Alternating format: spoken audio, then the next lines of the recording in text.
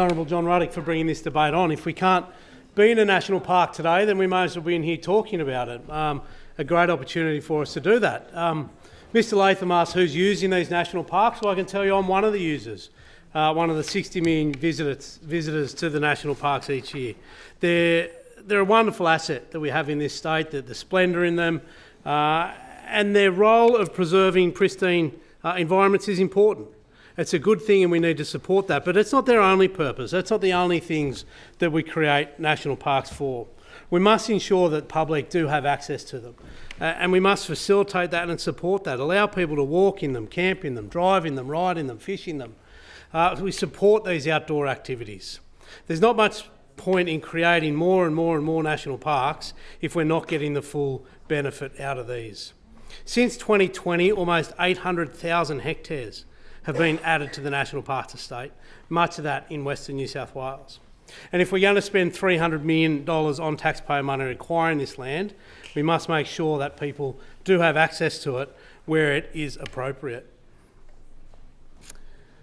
The demand is clearly there. The demand is clearly there for national parks. The usage is increasing.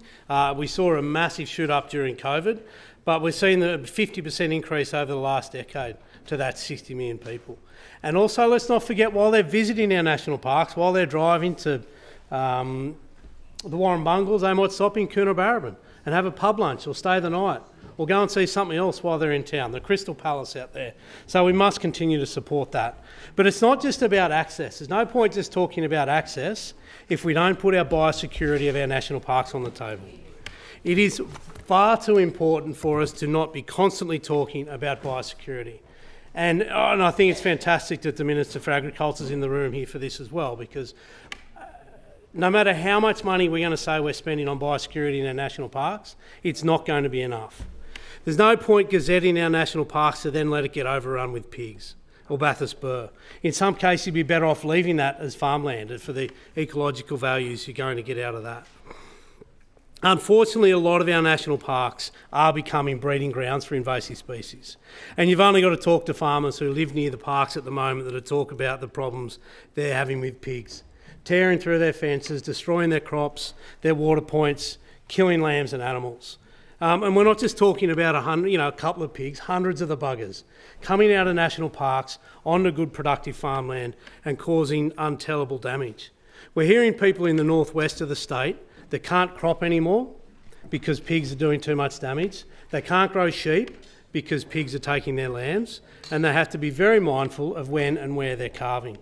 So we must be very vigilant on this. And unfortunately, this is straining relationships between national parks and their neighbours.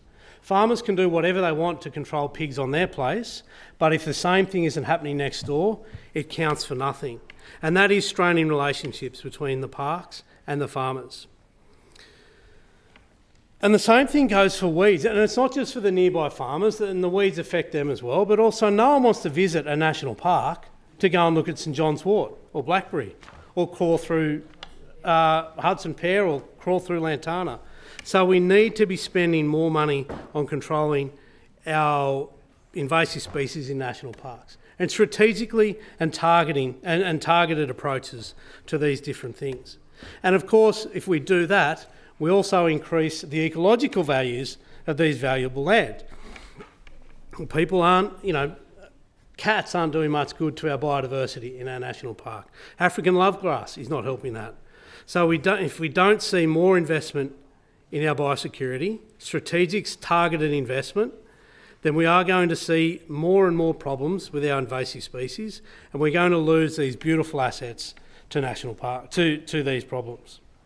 Another point we need to consider as we expand our estate is the impact it has on our local councils.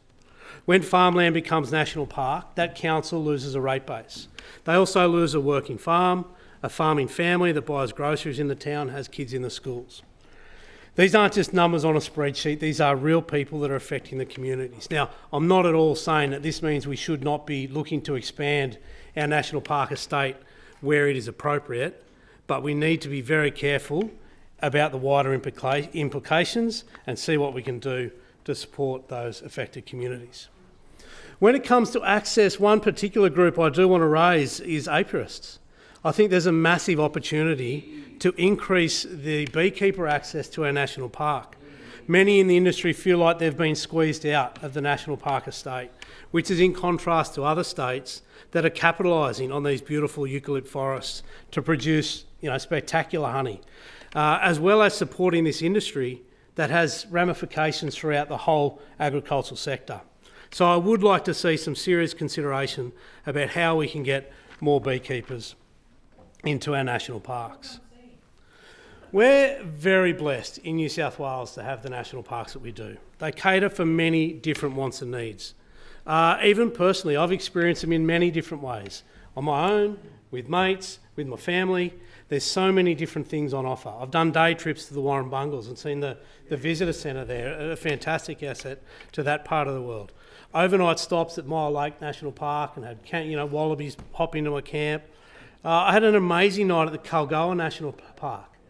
And you've heard the expression, the silence is deafening, and it sits with me so strongly. The night that I had there, the silence that I heard while I camped there and woke up early that morning.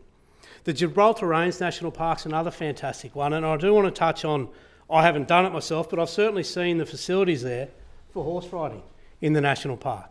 And I think that's a great thing for us to be able to do. A great thing for us to be able to do where appropriate, and I'd like to see more assets into that. The arid spaces of the Sturt National Park, the panoramic views of the Harvey Ranges in the Goobang National Park, which in 1836 was traversed by Major Mitchell, the Surveyor General who explored much of that area and commented on the change. He noticed the change of fauna and flora from that place, from the inland regions to that more interior. And how fantastic is it that we can go out there and see this land in not too dissimilar condition than what it was when Major Mitchell went through there. We also get the colonial and the farming history in many of our national parks. Out at Nangar National Park near Eugowra, you not only get encounters with birds and animals, but also get to see that farming history. Gundabooka National Park has some great First Nations artwork there that ties that area in with the fish traps at Bawarrina in particular. These are great assets that we need to have access to where appropriate.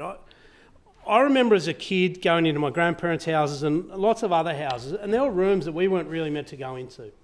We used to sneak in there from time to time, but there were rooms that were sort of off limits because that's where all the good artwork was, or that's where some memorabilia was of our family, or some antique chairs, and we wanted to protect those things. And I think we need the same approach to our national parks. There are areas that do need protecting, such as the Wallamine pines, one of the rarest and most ancient tree species in the world. There's less than 200 of these still alive in the wild. We don't want people riding four-wheel drives through there, or risk them getting ringed by horses, or even have my kids climb up in the trees. So we do need these safe branches in there. To touch on a couple of things that have come up, the Tenterfield Mountain Bike Park, I think that's a great program going on up there. I understand it's getting closer and closer to fruition, so it'll be great to see that move as quickly as possible. There is a fair bit of uncertainty around the place, around the different levels of access. And we've mentioned horse riding, we've mentioned four-wheel drives. Some places you're allowed dogs, some places you aren't. I think that uncertainty and that disparity is causing problems for people throughout the region.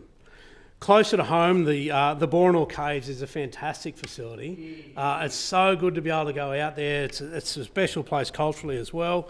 But the gates shut at 7 o'clock.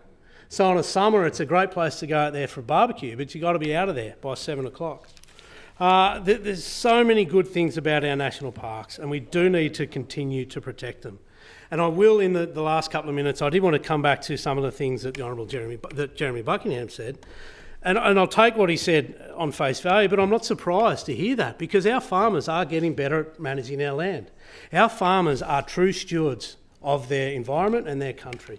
Not because Greta Thunberg told them to, but because they know that looking after their land is the best thing they can do for their family and the best way they can feed the world. So I just wanted to touch on that and thank him for those kind words about our modern farmers. But we do need to move forward with our access. I'd love to see an access strategy to give affordable and regular and consistent access to our national parks, a wonderful asset that we need to continue to protect, but also continue to make available to many users across this wonderful state.